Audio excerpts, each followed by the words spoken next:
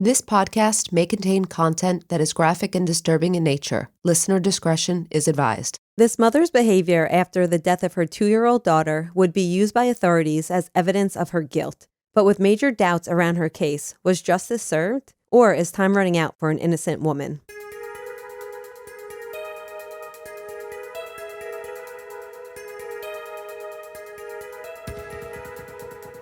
This is the Melissa Lucio story.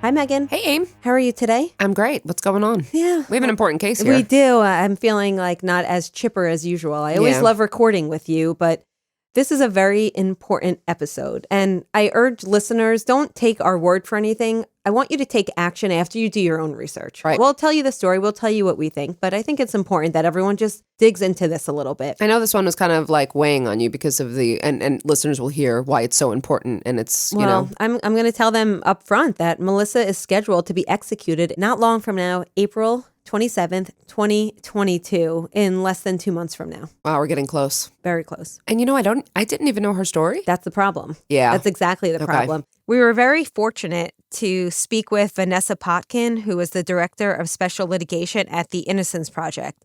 And as we'll talk about in the episode, the Innocence Project has recently joined Melissa's defense team because they fully believe in her innocence. And Vanessa does a much better job explaining the very complicated appeals process in Melissa's case.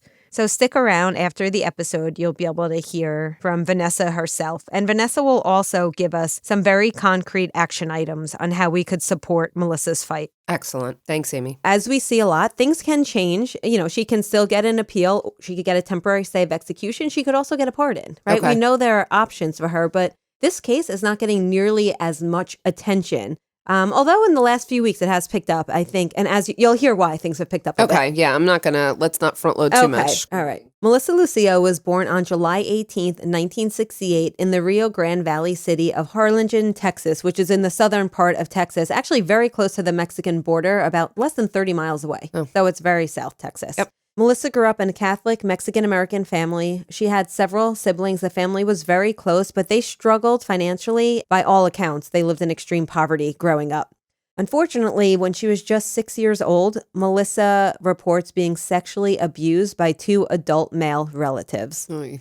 So as if this isn't bad enough, even worse, she tried to get help by telling her mother, but her mother brushed it off and didn't believe her and just thought she was being, a young kid who doesn't really know what she's saying. Ugh. So there was really no action taken at this time. And because of this event and the lack of action, this was the start of a pattern of sexual abuse and assault that continued for several years. And as Melissa would say, she just accepted this. This was normal to her. Well, when, the adults in your life don't believe you and the other ones are just continuing, I mean, it's very hard for a child. Yeah, so it's a very rough start for Melissa. Yeah. And at the young age of 16, she got married, leaving the family home. And I thought it was interesting that she actually was below the legal age of marriage in Texas, but her mother consented to the marriage. I don't think it's surprising given what you just told me about her mother dismissing her allegations of sexual assault. Yes. There's very little info out there on her husband, but he was reportedly violent toward her and he abused alcohol and sold drugs. Melissa says she felt trapped in this relationship. I mean, she was a child, and that she also developed a substance use problem herself. Now, by the age of 24, Melissa had 5 children with this husband, and things are not going good. Besides the fact that there's violence, there's substance abuse, they're struggling tremendously financially. And then things got temporarily worse for Melissa when one day her husband left and never returned. Ugh. Now, he left this young mother with 5 children to essentially fend for themselves. And from what I understand, he never had contact again with the children. I can't imagine this. So I said things got worse, but now I'm thinking if he was abusive, maybe it's for the better that he left, but it's still for this young mother. Of course it's for the better, but she's financially now alone and has to deal with all these issues on her own and 5 children. That's really hard for a young mother. for any mother. Yeah. Well, luckily, she did meet another man, Robert Alvarez. The two moved in together and they had a very close relationship. She refers to him as her husband, but I'm not sure if they were legally married. Regardless, they were in a union together and the couple had 7 children together. In addition to her 5? Yep. So now they have 12 children. So they have 12 children. And the family's struggling. They were homeless at times, several periods of homelessness. Other times they bounce from apartment to apartment. And I'm talking about apartments that have 1 to 2 rooms for a family of 14. The children relied on free meals through a local organization. And although the parents did work hard, there's reports that both Melissa and Robert worked odd-end jobs to try to make ends meet. They really couldn't. I mean, things were tough for them. And some children ended up being taken away by Child Protective Services, and not because of abuse or anything, but just because of neglect. Right, because I imagine with that many children and trying to work and having to take odd-end jobs, you probably weren't not around a lot. I mean, it's just a lot to handle. So at the time we're going to be talking about, there were 9 children that lived with the family. Mm-hmm. The other children were living with other family members. Got it. And there's a big range in age with these children. I'd imagine so. So in mid-February of 2007, the family was in the process of moving yet again. So I just want to give you an idea of who's in the household at this time. Okay. So you have Melissa and Robert, and you have their 9 children. 2 older girls, Alexandra and Daniela, were the oldest, and the youngest was 2-year-old Mariah. The remaining 5 children were older than 2 years old, but not old enough to be on their own. Got it. Around 6 p.m. on Friday, 17th, 2007, paramedics were called to the family's residence where they found an unresponsive 2-year-old child laying on the floor. Now, this child was 2-year-old Mariah, the youngest in the family. Got it. Melissa told the paramedics that Mariah just never woke up from her nap. And all of the rest of the family corroborated that. Mariah went down for a nap and she just never woke up. Unfortunately, Mariah was pronounced dead upon arrival at the hospital. Soon thereafter, as we would expect, right? Who do you think they're going to talk to? Well, our parents, of course. Yeah, so Melissa was taken in for questioning. And what followed was a grueling 5 to 7 hour interrogation. Well, but I also imagine it's because she had charges of neglect and children taken away before. So I think there probably was a presumption already. Yes. And you'll hear in just a moment, you'll also hear why they were quick to look at Melissa. Okay. When they found Mariah, she wasn't in good shape. She had bruising all over her body. So because of the state of the child, and because, as they would say during trial, which we'll talk about, but Melissa wasn't really acting like a concerned mother. All right. Well, you know how we feel about affect, but she had bruising all over her. Yes. And Melissa's story at that point was just that she just didn't wake up for a nap. Well, Mariah had fallen down the stairs 2 days prior to this. And did Melissa tell the police this during her interview? I even think she told probably the paramedics. Okay. Because I think they probably said, if she just never woke up, why does she look like this? Okay. But Mariah had fallen down the stairs 2 days prior and at the time did not appear to be injured. And several of the other children in the family witnessed the fall. So you can see it online. There was a very old rickety staircase that was outside their last apartment. Remember they had just moved? Oh, yeah. Okay. Now, them moving recently makes things a bit confusing because when Melissa says, she fell down the stairs, the only stairs in the new apartment are like 2 or 3 stairs. So I think that set off alarm bells. Like, you're telling me this child got this injured by a fall down these 2 or 3 stairs? But had they moved in those 2 or 3 days? They were, yes, they had. So they had literally just moved. So basically, Mariah falls down the stairs and then they move within the following 2 days. Okay. Yep. So they take Melissa in. You can see the interrogation online, which is nice. I'm not sure it's the whole thing, but it's parts of it, as it usually is. Right. They were berating her, intimidating her. Melissa was actually pregnant with her 8th and 9th child at this time. So she was pregnant with twins. She was pregnant with twins, and she was grieving, really, I think, in shock, processing the loss of her child. She was pressured repeatedly to admit to harming her daughter. They kept doing like they do, tell us what happened, tell us what happened. At one point, they even gave her a doll to demonstrate how hard she hit Mariah. And you can see. What do you mean hit Mariah? When did she say she hit Mariah? They didn't. The police said she did. Oh. So the interrogators were quick to say, we know that you pretty much beat this child to death. Show us how hard you hit her. So you can see this. And you could also, there's a documentary on this case that Okay. I will source to. But on the documentary State of Texas versus Melissa, they have many clips of this. Okay. You can also read some of the interview transcript online. Anyway, while this is going on, this interrogation, the doctor at the hospital reported that Mariah had suffered a broken arm that was left untreated possibly for weeks. Oh. She had serious head injuries and many bruises all over her body in various stages. It was also said that this was the worst case of child abuse that they had ever seen. Well, that's not good. The broken arm for several weeks, that's a red flag because they can definitely tell how approximate timing. So that's not a 2 or 3 day fall. That's definitely not a 2 or 3 day fall. And they also, I've read different accounts, somewhere between 2 and 7 weeks, because I guess it's probably hard to tell. Yep. So, I did a lot of digging on this. I know. And it seems like it's possible for someone to have a broken bone and not be in pain at that age. Oh, okay. I wouldn't know that. Yeah, so I think children's bones are different. And I know we have some listeners who are doctors, so maybe they could write in and help us understand this a little more. And I'm sure they will. I know. I love it. And, Mariah, she was just 2 years old. So it's not like she had she wasn't able to verbalize what was wrong. But you would think she'd be in some sort of pain. So this gets a little, the arm becomes something I think dissect a bit. So between the fact that they didn't like the way Melissa was responding to this, they said she wasn't near the baby, she wasn't crying. Between the way that she acted during the interrogation, they just felt like she just didn't care and was not really upset. And then you have the doctors, obviously they're in touch with the detectives saying, whoa, this is the worst case of child abuse we've ever seen. And they have on record probably her previous interactions with either, social services or... Yeah, so again, no record of violence, but record of drug use, record of neglect. They know that the family's living in poverty. But I think what surprised people was that on May 31st, 2007, Melissa was charged with capital murder. Now, this is the most serious crime in the state of Texas, and it is the state's only offense punishable by death. Is this premeditated? Well, this is the problem, because murder means intentionally or knowingly causing the death of an individual.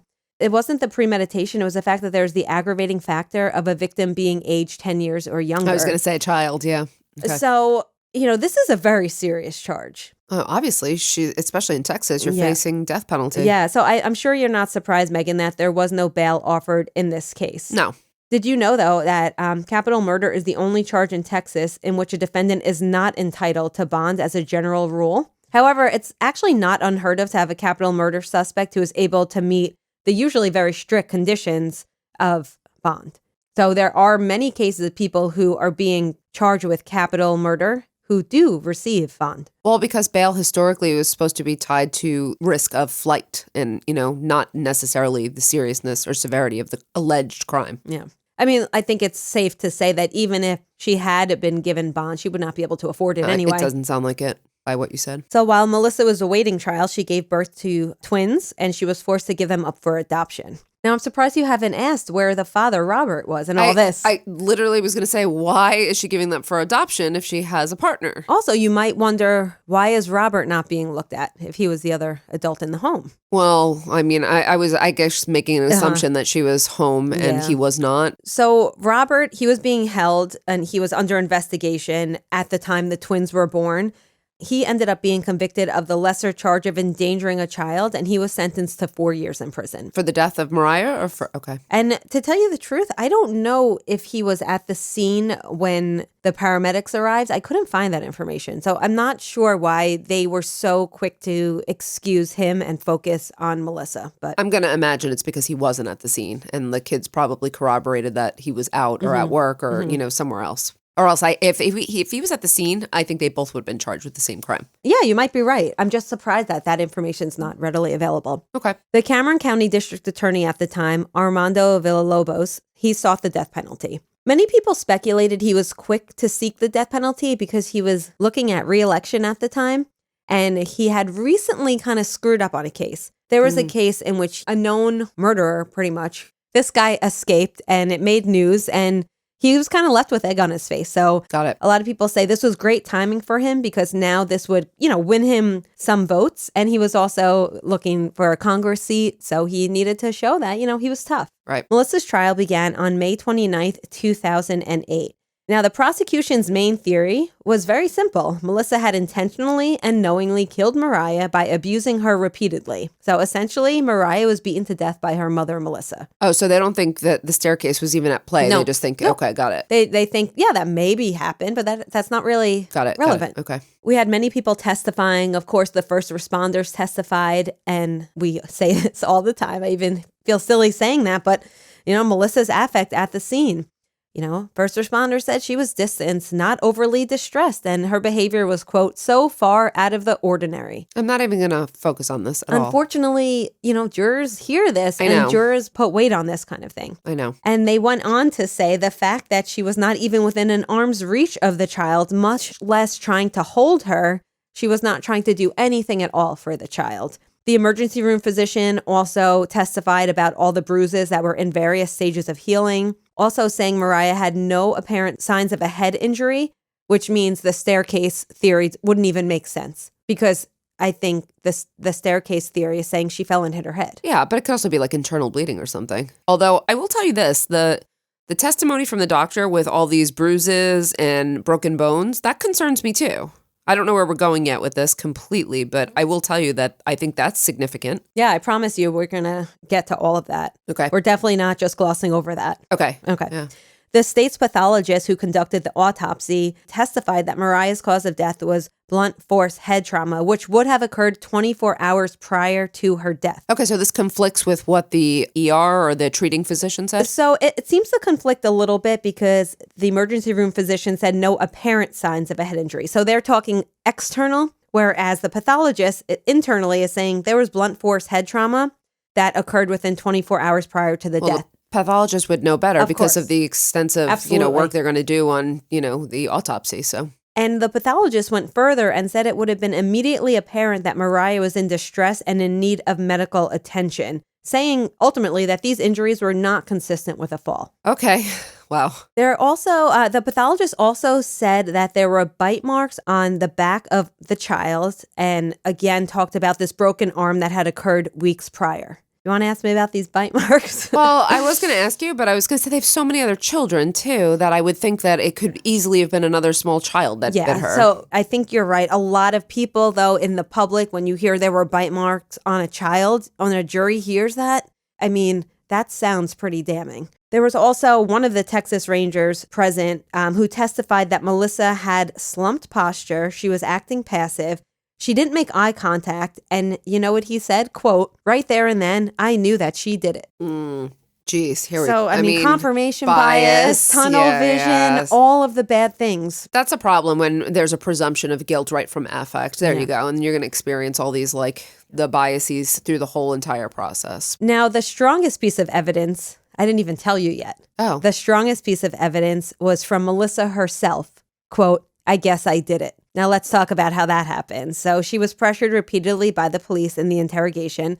Remember I said 5 to 7 hours? Yep. A lot of reports say 5 hours. Melissa says 6 to 7 hours. So I'm just going to say 5 to 7 hours. Okay. Regardless, during this time, she wasn't given any breaks. She was in distress. Was it trauma, shock? She wasn't given food or water, bathroom breaks. The police keep saying to her, and you could hear this in the tapes that are available, they keep saying to her, tell us what happened, tell us what happened. And at some point she says, quote, I don't know what you want me to say. I'm responsible for it. And then later, when they asked her about specific bruises on the body, this is when the nail in her coffin came, and she said, I guess I did it. I guess I did it. So the jury would see this tape, and of course they were very influenced by it. The juror doesn't see the whole tape. They see snippets. What's that called when someone, when they false confess because they come to believe that they've done it again? So there's an internalized false confession. Oh, yeah, but I think this might be more of a compliant coerced, which would be more that she was just I need this to stop. And with all the coercion, she kind of just complied. Right, if she's innocent. Exactly, if she's innocent. So I think this is problematic, obviously. Lay people don't understand false confessions. Mm-hmm. Even people that work, it's really hard to wrap your head around because every single person will say, I would never confess to something I didn't do. But we know it happens. About a quarter of wrongful convictions are due to a false confession. Mm-hmm. So the video, as I mentioned earlier, the video had also showed the detectives asking Melissa to demonstrate on a doll and kept saying, didn't you do it harder? Didn't you do it harder? And it's just hard to watch because she just seems tortured by this. Remember, she's also pregnant. It's 3 a.m. I don't know if I mentioned that. It's also 3 a.m, the day her child died. We have a lot of stressors here in terms of interrogation. What I find interesting is the defense, their claim of innocence is the exact evidence that the prosecution leaned on. They're going to this interrogation and they're saying, no, she was deprived of food and sleep. She was pressured. And their argument focused on the interrogation, saying that it was unlawfully obtained and coerced. Remember, I mentioned Melissa had a long history of being abused? Yes. This was never brought into trial. The reason why this is important is because she was examined by a psychologist and a social worker, and they interviewed Melissa and members of her family. They also read through police reports and thousands of pages of CPS records. They administered psychological tests. They consulted scientific literature on women who survived long-time abuse and women who kill their children. And they concluded that Melissa's response to the interrogation showed clear symptoms of traumatic abuse in the sense that people who have been through what Melissa had been through, they're susceptible to aggressive, intimidating, and psychological tactics. And we're talking about 3 male officers in a small room with this woman. Okay, so I didn't realize there were 3 male officers too. Now, the biggest problem here is, guess what? The DA objected to testimony and the judge agreed. So none of this came into trial. Oh, so the testimony from experts said she would have been susceptible. The jury never heard So any the of that. experts were prepared to testify that the reason why Melissa had slumped shoulders and bowed her head and she was expressionless, this was a sign of submission. Right. And this is what the science predicts from women who have endured a lifetime of abuse by men. That's problematic for me. I think so. I have a really quick question before you go on. I know that some of her children were taken away for neglect. Mm-hmm. Were there signs of abuse with the other children? 0. Okay. And we're talking nothing in reports. Okay. None of the children reported any physical abuse. No eyewitnesses. Nobody ever reported. Okay. She had no prior record of violence. And the state was, leaning on the fact that she had a prior conviction for driving under the influence as a part of their aggravating evidence. A DWI? Yeah. Uh-huh. As aggravating evidence for capital murder. Yep. I don't see the connection, but yeah. But the defense case was sorry. I didn't mean to. I don't mean to minimize driving under the influence. No, of course. When we talk about aggravating factors with cases like these, they're usually like the heinous nature of the crime or extreme criminal history. So I don't see the connection on that one. No, I think most people would agree that there was a weak defense for a capital case. It's not the lawyer's fault. Obviously, a big part of the testimony was not allowed in. So the jury never heard about Melissa's history of sexual abuse, never heard about domestic violence. They also never heard from any of her children. None of her children were called to testify. And some of these children were young adults at this point, and they could have, testified to the fact that she was never abusive. They all admit maybe she was neglectful. Mm-hmm. They're not going to say they had a great childhood, but they all publicly say their mom never laid a hand on them. I mean, I'm surprised that he didn't call the older children. I understand why they wouldn't call the younger children, putting them through another traumatic experience, but they called no character witnesses either. So with such a weak defense, I don't think it's really a surprise that on July 3rd, 2008, the jury found Melissa guilty of capital murder. No, I'm not surprised. On July 9th, the same jury convened to decide Melissa's fate. And on July 22nd, 2008, the jury sentenced Melissa to death. So they have the choice between life in prison and death. It's the second part of a bifurcated trial. So the first step is deciding guilt, and then they convene to decide life or death. She was the first Hispanic woman in Texas to be sentenced to death ever. Isn't that shocking? And I'm actually surprised. I looked at many sources because I didn't believe that because Texas hands out the death penalty more often than other states. And I was shocked to learn that. Anyway, in Melissa's first attempt at an appeal, the state appellate court affirmed the verdict. Okay. Then, in July 2019, the U.S. Court of Appeals for the Fifth Circuit overturned the initial ruling and found that her right to a, quote, complete defense had been violated in her original trial. Oh, so she already made it from the state court to the federal system. Yeah. Got it. And they also moved to grant her habeas relief. So a writ of habeas corpus is a fundamental right in the Constitution that protects against unlawful and indefinite imprisonment. Basically, they're saying she should not be imprisoned because the trial was flawed. So this typically would mean that a new trial is granted, right? I would think so, yeah. But for more than a year, this decision stood. And then in February of 2021, the same court nullified their previous decision. Now, this time they argued that Melissa's case did not meet the, quote, high bar for federal intervention, requiring the state court to be, quote, so obviously wrong as to be beyond any possibility for fair-minded disagreement. The same court did that? Yes, the same court That did doesn't that. make sense to me. I thought it has to go on to the next level. Meghan, I know this is confusing, but that's why everyone needs to stay tuned and listen to the interview with Vanessa, one of Melissa's defense attorneys, because she explains this much better than I ever could. They can, I mean, I guess the court can overrule a previous They could do whatever decision. they want. Right. It's usually, it's odd, but getting an appeal in itself, or prevailing on an appeal in itself is odd. So there were 7 dissenting judges out of 17. And their opinion said, quote, on behalf of the 7 dissenting judges, the state presented no physical evidence or witness testimony establishing that Melissa abused Mariah or any of her children, let alone killed Mariah. The jury was deprived of key evidence to weigh. That is the point. And I think that's very well said, but unfortunately, that wasn't the majority. Yeah. But I think having 7 dissenting judges is a big deal. Oh, well, it's strong, but all they get is a dissenting opinion to publish. They don't get, the vote. It doesn't carry the vote. So it's great, but not great enough to sway or change a ruling. Well, her next hope would be in the U.S. Supreme Court. Now, how likely is this, Meghan? It's the court of last resort. Court of last resort, and this is a long shot. This court receives about 7,000 to 8,000 petitions each term. The court grants and hears a very small percentage. Any idea what that percentage is? Hold on. So they receive 7,000 to 8,000. How many cases you think they actually hear? And this is only hearing oral arguments. That doesn't even mean ruling in the favor. 3 to 5%. 1%. Oh, I didn't realize it was that low. So we're talking, very small odds. Okay. Unfortunately, in October of 2021, the Supreme Court had declined to hear her case. I mean, that's not surprising. So where does this leave Melissa today? On death row. Yeah, Melissa is very much on death row.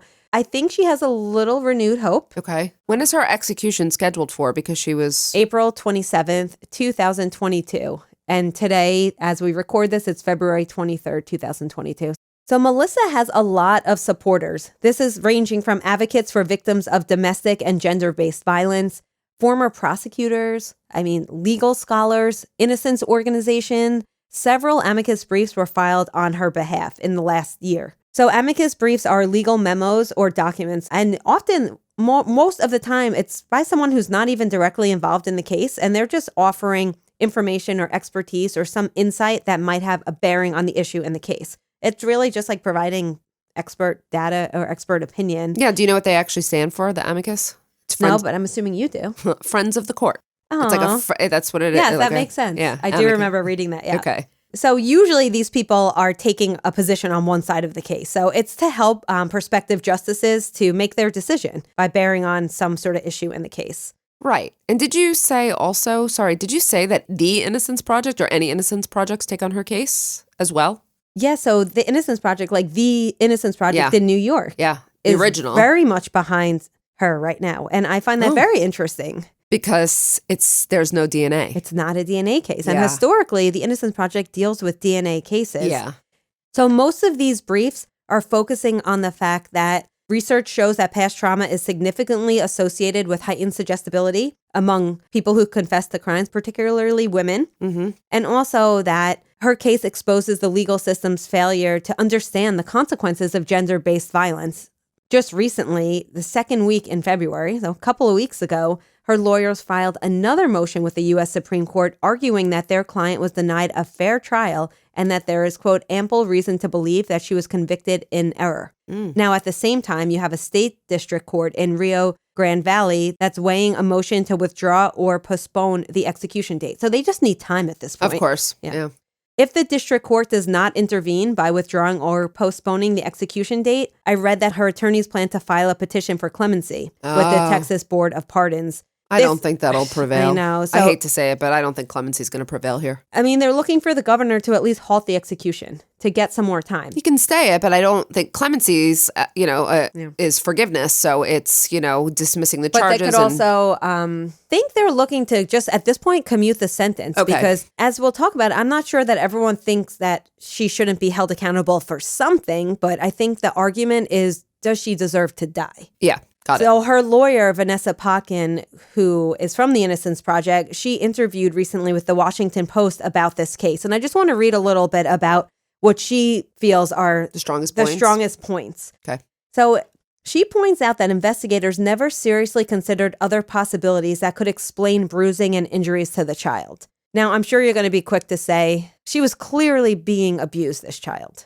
It sounds to me like she was. It sounds like, it sounds more than neglect, though. What I'm hearing is there was some type of abuse. That's what I hear. Yeah, so there was clearly abuse, but at the hands of whom I think is a big point of contention. And also, let's just say the fall down the stairs is part of the picture. Mariah had some issues when she was born. Her mother, unfortunately, was using drugs during her pregnancy, and Mariah was born with some physical abnormalities that her feet turned in, and she often tripped and she often fell, and she was very clumsy by a lot of accounts. So again, she could have been abused. She could have had some of these bruises could have been from accidental falls. We also know children, like I have kids, like they have bruises all over them at all times. They bump into things, they play rough. She had so many other siblings. So I think it's a good point that Vanessa makes that, we can't ignore other possibilities here. Right. A lot of the children, the older siblings, admit to being rough with Mariah. One of the daughters goes as far to say that she was, abusive at times with Mariah. There's a lot of other possible... Yeah, because Mariah was only a half sister of many of these children. And some of the older children resented her and didn't feel a connection with her. And by their own admission, they say that, sometimes they would do things. So, okay. A lot of people in the household. So, The lawyer from the Innocence Project is focusing on the fact that the judge should not have excluded those two witnesses because their testimony was not irrelevant. In fact, it was very relevant to the case. And then this other point I just made. Now, if Texas puts Melissa to death, she will be only the sixth woman to be executed in the United States in the past decade. And she is only one of 6 women who are currently on death row in Texas. Right. Now, let's talk about some shady things before we get into I our thought we opinions. already had, but okay. No, there's more. There's always more. All right. Remember Armando Villalobos? Yes. He was what some would call the overzealous DA in the case? Yes. Well, he made headlines in 2014. Not a Brady violation. Now, I'd say it was worse. He was sentenced to 13 years in federal prison for his role in a bribery and extortion scheme. Oh, my God. That lasted through 2006 through 2012, which includes the time that he prosecuted Melissa. That throws shade on all of his cases, too. I would say that, yes. So Mr. Villalobos accepted more than $100,000 in bribes in exchange for influence over his decisions as a district attorney. Every case, then, should be subject to review. Every single one. Especially those that have been sentenced to death. Absolutely. So that alone, let's ignore everything else that was said this whole episode. Yeah. That's enough of a reason. That's enough. So he was ordered to pay almost $400,000 in restitution, pay a $30,000 fine, placed under supervised release for a period of 3 years after completing his prison term. In late 2020, he was transferred to community confinement, which means either in-home confinement or a residential reentry or halfway house. Right. His projected release date is June 18th, 2025. Okay, this isn't good. No. Yet there's more. Something else we might want to note, Meghan, is there something going on with her original defense attorney? Oh, no. So her original defense attorney was Peter Gilman. Now, besides the fact that many say he did not adequately defend Melissa, in fact, in that documentary I told you about, he says that, I don't know if she actually killed Mariah. Those kids had no discipline. They wouldn't sit still, and that would have been a turnoff to the jury. The children would not have been helpful at all. Like, he's just talking nasty. But besides that, guess where he's working now? Prosecutor's office. In 2018, he joined the district attorney's office in Cameron County, where Melissa was tried.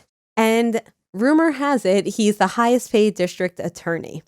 Okay, so this becomes... That's also odd for usually prosecutors go to defense, but I don't know that many defense who cross over to prosecution. It's got to make you think, was Villalobos, how he likes to do these bribery things?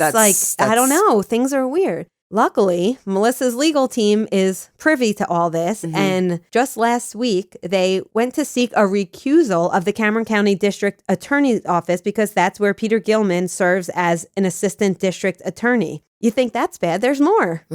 They also are seeking a recusal for this district court judge from the case because Ira Gilman, Peter Gilman's wife, who previously worked for her husband, who was Melissa's defense counsel, is now a court administrator for that judge. Oh my gosh. You have two key members of Melissa's defense team who are now working on the other side. Yeah. One working for the judge in the case and one working for the district attorney's office. I mean, this seems like a clear conflict of interest to me. I think to me too.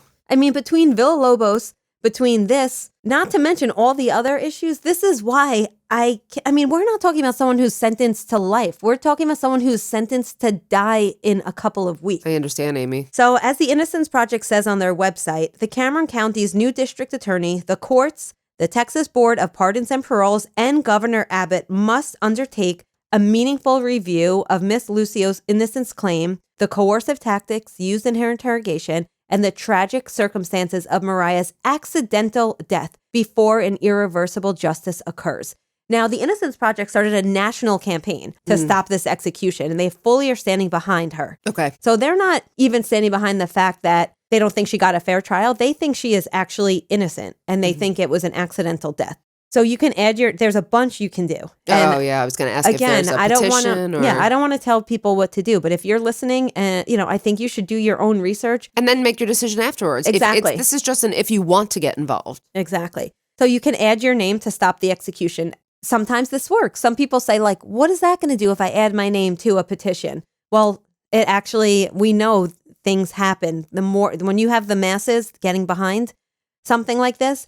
So right now there's over 50,000 signatures. I'm shocked there's not more. So you could go to savemelissa.org and it'll take you right there. You can also share the story on social media. Hashtag Save Melissa Lucio has, a lot going on. There's a few Instagram pages that we're following. The Innocence Project actually has a social media toolkit that includes links to all of the websites and all of the pages that support Melissa. Oh, so there is a lot you can do here. if you just Google Melissa Lucio Innocence Project, you will get everything and more. Got it. And we always add this in our show notes. These no crime wrongful convictions, Meghan, we've talked about them before. Remember Joanne Parks? Yes. Episode 20, we had Patricia Stallings, episode 35. Yes. Do you notice there's a pattern here? What, females? Females being wrongfully convicted of accidental deaths of their children. Of their children, yeah. Well, just so you know, I've heard this case, and this is the first I'm really hearing of it. I wouldn't be prepared to go so far as I'm going to stand on, her innocence. Oh, no, that's not what I'm... Yeah, no, I'm just saying, in general, I don't know if she had some hand in it, but I can say that I think there's total reasonable doubt, and I don't think she got a fair trial. So procedurally, I'd be very concerned, and on that basis alone, I would be. So this is a problem. So women, especially mothers, we see them more often accused of harming a child, and they're always perceived more negatively than men. They're demonized in the media. According to the National Registry of Exonerations, 1 in 3 female exonerees were convicted of harming their child. We've talked about this problem. It's because they're perceived as violating their gender role, their maternal role. So they're penalized more harshly and demonized. Regardless of where you stand on the death penalty, we cannot deny that the system gets it wrong sometimes. In the U.S., since 1973 and the reinstatement of the death penalty, 186 people have been exonerated from death row. And that includes 16 people in Texas. So this is a big deal. And we know people have been posthumously exonerated as well. I don't think we need to take a chance here and execute this woman and then find out. I mean, No, I agree. She has 13 children. I agree. And she's very close with her family still. They stand behind her. My biggest objection to the death penalty is fallibility. Yeah. We know that we get it wrong. And in this case, I hear plenty of cause for a stay of execution here. So I would definitely agree that we need to stay the execution. Yeah. And Meghan, I agree with you. I'm not here to say, was she neglectful? Was she abusive? I just think that there is overwhelming evidence that this woman should not be executed. So Meghan, it's clear where you stand. Yeah, I think so. I know that you do a lot of work with women offenders. Do you think she fits the profile of someone who would kill their child? She has no history of violence, keep in mind. No, there's a lot of different categories of women who kill their children too. So there's altruistic, did it for a cause. There's the women that doesn't seem to fit. No, and then there's killing because you want them out of the way. There's killing out of abuse or neglect. So in that way, I don't know if she does fit. I think she somewhat fits in that category because of the past history that you're telling me about with her. But again, no history of physical violence. That's the part I keep hinging on. She fits in that category just on the neglect, but possible abuse that just wasn't documented. That's true. I'm saying she could possibly fit in that category. I'm not sure that she does. I'm not sure that what I've heard is you're telling me I hear a case of a neglectful and possibly abusive mother. Yeah. I'm just not hearing a case of, premeditated first-degree murder. Something I failed to mention that speaks to that, Mariah has a half-sister who spoke in this documentary, and she said that, she often abused Mariah, and the bruises are because of her. Now, some people say that, maybe Melissa is trying to protect her daughter. Well, that's Or maybe her daughter's trying to protect her by saying she's the one who did it. So it's a lot of... certainly a possibility. It could go either way, right? But again, that just creates the room for reasonable doubt. That's exactly it. It doesn't even matter. All that matters is there's reasonable doubt and there should be a stay of execution at least.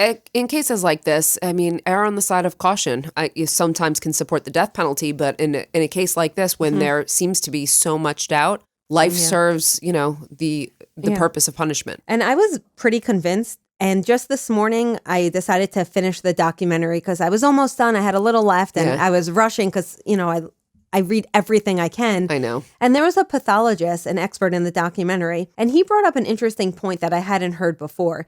And he said that if you have a brain injury, then your blood stops clotting and bruising could happen later. Right. So a lot of the bruising on her body could have been, she had a brain injury from the fall. Right. And then any little bit, he said even as little as like laying on the bed could like give you a bruise. Now you can see the pictures. There was a lot of bruising. And people even said, remember those bite marks? Mm-hmm. Other experts came in and said, no, they were wooden stairs and they were marks from the wood on the stairs. So, I think there's too many other possibilities here. Yeah, I think there are a lot of possibilities. Still unknown.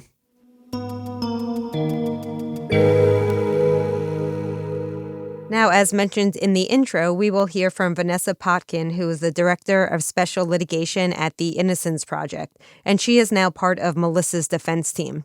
And as you will hear, she helps us better understand the appellate process, and she also provides information about how we can best help Melissa for those of you who would like to help in some way. So, Vanessa, if you don't mind just introducing yourself and a little bit about, the work that you do. I am Vanessa Potkin. I'm the Director of Special Litigation at the Innocence Project.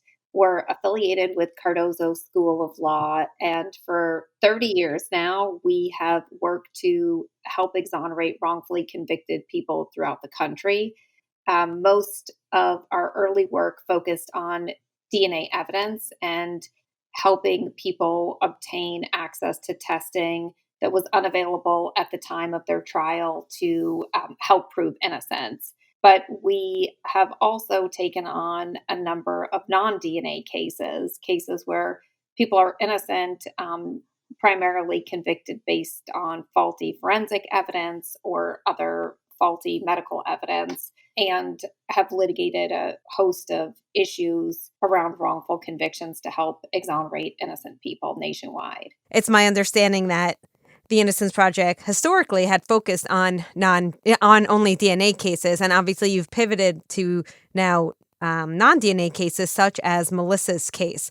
Is there a certain criteria? The bar is so high for the cases that you take. You have so many cases coming in, and you don't have, you only have so many people, so many hours in a day. What is it about Melissa's case that you felt when the Innocence Project felt was so important to get behind? The Innocence Project saw the urgency that Texas is on the verge of executing an innocent woman. And so once the state of Texas set this execution date, just recently, Innocence Project joined Melissa Lucio's legal team. We had been aware of Melissa's case. Last summer, we filed an amicus brief, a friend of the court brief, when she was trying to petition to the United States Supreme Court to review her conviction because she was prohibited at trial from presenting pretty critical evidence to the defense. And a panel of the Fifth Circuit had actually ruled that she was prevented from presenting a full and meaningful defense at her trial and should get a new trial, that her original trial wasn't fair. And so if you just think about that, a couple years ago, she was on the verge of getting a new trial, and now she's on the verge of being executed without ever having that fair day in court. And so, when we heard an execution date had set, knowing the issues of her in her case, knowing that there was this immediate rush to judgment, that the medical evidence had not been fully explored, and that she had been subjected to such a coercive interrogation, we saw the risk factor that somebody innocent could be executed. You mentioned it a little bit, but where exactly is Melissa in the appeals process? Like, what appeals has she lost? This is a pretty, complicated, convoluted part of the law, but Melissa filed her direct appeals and then she went through a process called state post conviction and then was unsuccessful and went into federal court. And really, the issue that she was presenting had to do with her ability to present certain witnesses at trial that had been kept out.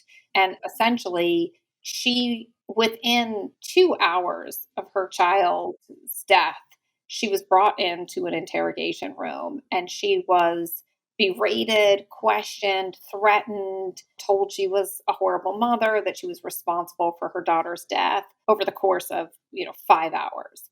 And really, a key person involved in her interrogation was a Texas Ranger who came in, and he wasn't there at the very beginning of the interrogation, but entered, shortly thereafter and said that he observed her body language and he could tell that she was guilty because she was looking down and she was slumped, and just based on her behavior, he knew that she was guilty. And I, should just point out that that is a big problem in wrongful conviction cases, especially that involve false confessions that we see. It's called a misclassification error, where police determine that they think that you're guilty and then start the process of interrogation. And interrogation is not question and answer, right? It's this guilt presumptive, very coercive, deliberate questioning and process that is designed to elicit an admission. And it is coercive by nature because, it only kicks in once police decide that you're guilty. Of course, if they make a mistake, then the problem is, using these highly coercive techniques, you end up having an innocent person, make false admissions like happened here. And so in Melissa's case, the issue that went before the federal court was that you had an officer testify that he could tell that she was guilty by reading her behavior because she didn't look at him and she was looking down and slumped. And Melissa sought to present evidence regarding her trauma history. She was sexually abused as a child, she was the victim of domestic violence. And we know, as a matter of neuroscience today, that PTSD and that history and those experiences can have an influence on reaction and disassociation and, certain behaviors that were misinterpreted to be, indicative of guilt here.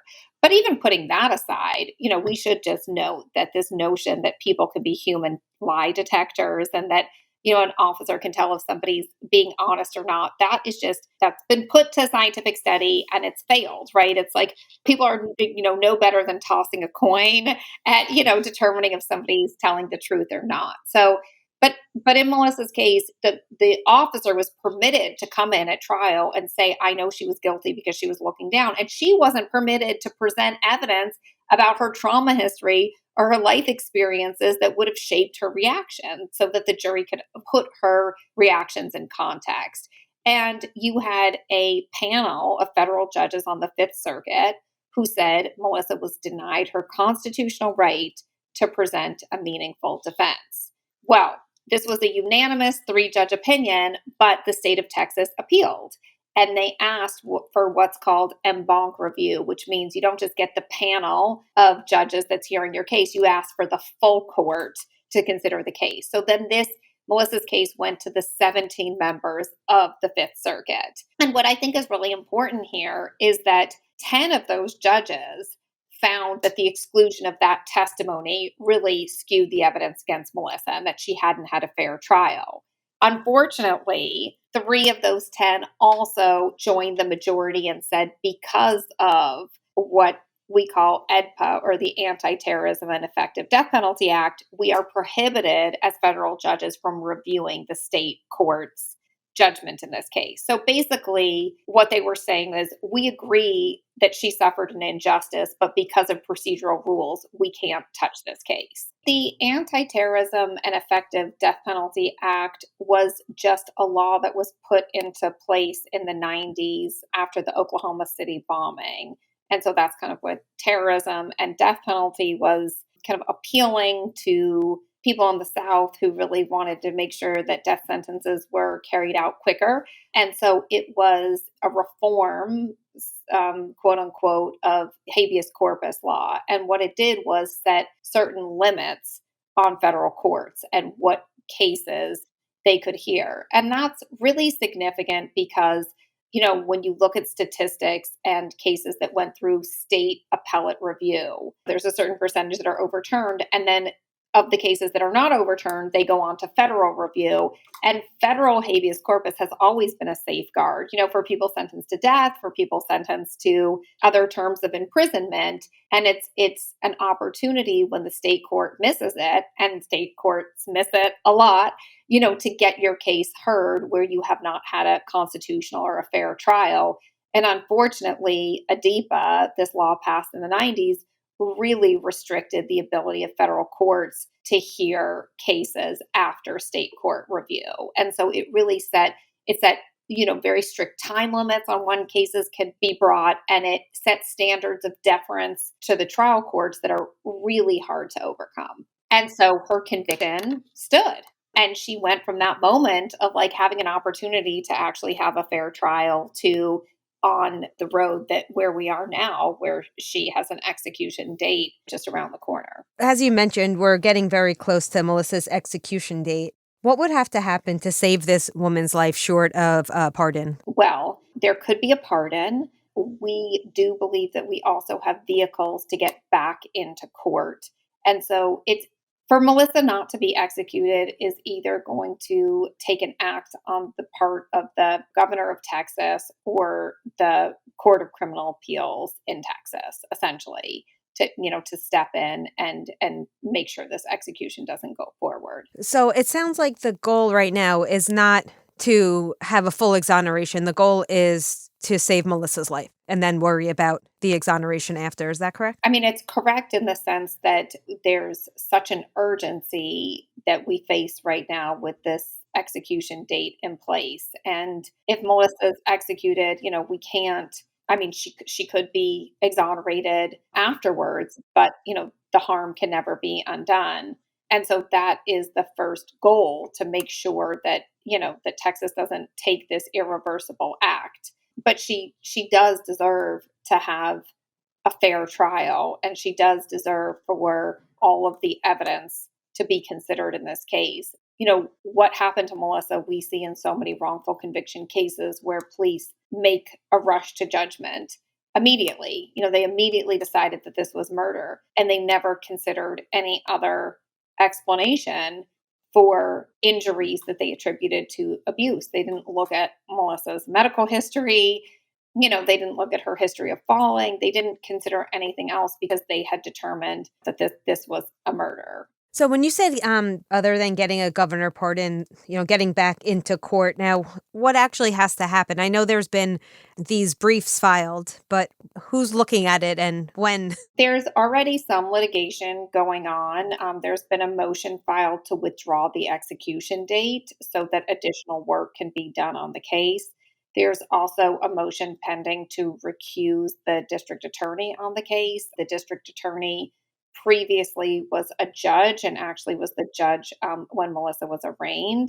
So there are some, additional conflicts. And so those motions are pending. In addition to that, there's other actions that could be taken in state court. The highest court and the only court in Texas that has the power to vacate Melissa's conviction would be the Court of Criminal Appeals. Certainly a stay could be issued. She could receive a pardon. There could be actions taken that would allow for, her claims of innocence and other claims in the case to be fully investigated and brought forth to a fact finder. So this last question is kind of two-pronged. Number one, how important is public support, really public pressure in these types of cases? And what can we do as the public to help? Public pressure is essential in stopping wrongful executions like Melissa's, because at the end of the day, it may come down to an elected official who feels responsible to, act in the interests of the people that he represents.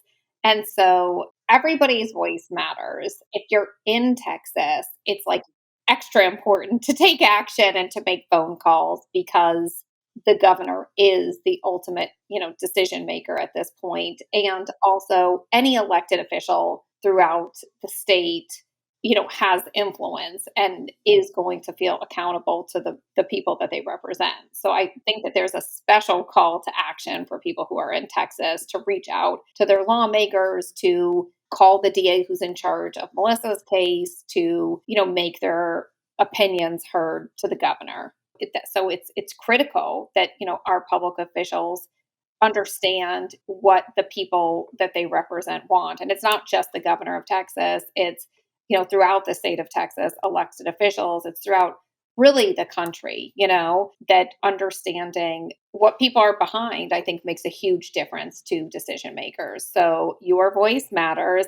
We, want people to, stay up to date on Melissa's case. Go to, innocenceproject.org, get information about Melissa's case, and we will have calls to action at different points. And so I think that, staying informed and being a partner with us when there are actions to take is really helpful. It can make a difference. We've seen it make a difference. We've had clients who, were within 5 days of being executed. If you look at, Rodney Reed's case, for example. And so it really, makes a difference for people to be active and actively involved. And IP's website makes it very easy for people. And we told our listeners in the first half of the show, we're going to have links to it in our show notes as well, so that people will make it very easy for people to support.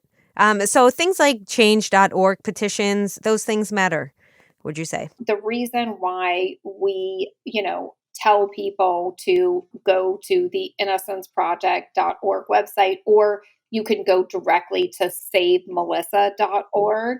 Again, savemelissa.org. Sometimes there are a number of petitions out there, and Innocence Project is, trying to make sure that it's condensed in one place, and so that, the power of people's action isn't diluted. So we, really encourage you to go to savemelissa.org. And so we're just capturing all of the support in one place. That's very helpful, because I think sometimes in these cases you feel so helpless. So you just you're signing petitions, you're clicking things, and if it's not centralized, who's it helping? So that's very useful, and we'll make sure to highlight that. The more people that can be made aware of this, hopefully we can collectively, save this woman's life. Vanessa, thank you so much. All right. Well, there'll be several links in the show notes. Excellent. Again, please, look into this case, retweet it, sign the petition, write to Governor Abbott, do whatever you can. And I really hope to be doing an update episode reporting that Melissa received a stay of execution. At the very least. Yep. Amy, thank you so much for this case, and thanks to our listeners. Thank you so much, and we'll catch you next time on Women in Crime.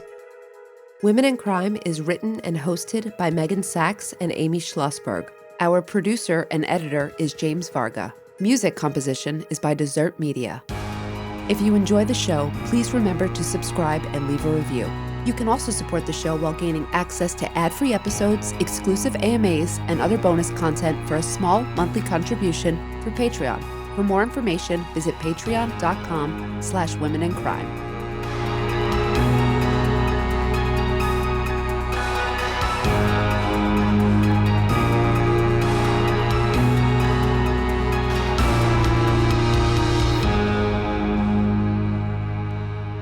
Sources for today's episode include The Innocence Project, The State of Texas versus Melissa, Wrongful Conviction with Jason Flom, The Houston Chronicle, Texas Public Radio, The Washington Post, Texascourts.gov, Justia, Texas Monthly, deathpenaltyinfo.org, and deathpenaltyworldwide.org.